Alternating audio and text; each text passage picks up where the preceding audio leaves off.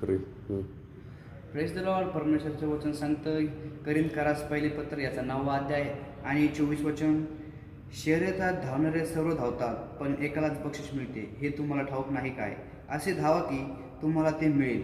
परमेश्वराचं सांगतं याचा अर्थ असा आहे की आमचं जीवन एक शर्यत आहे आणि आम्हाला ते शर्यत जिंकण्याची आहे. आम्हाला ती शर्यत जिंकण्यासाठी आम्हाला ह्या 5 गोष्टी केली पाहिजे. पहिली गोष्ट म्हणजे प्रार्थना. आम्ही परमेश्वरावर प्रार्थना केली पाहिजे. प्रार्थना ही आम्हाला परमेश्वरासंग जोडते. आणि दुसरी म्हणजे वचन वाचल्याने परमेश्वराशी आमच्याशी बोलतो, परमेश्वराशी आमचे संबंध जास्त बनतात. तिसरी म्हणजे आराधना ही चांगल्या मनाने चांगल्या अंतःकरणाने केली पाहिजे.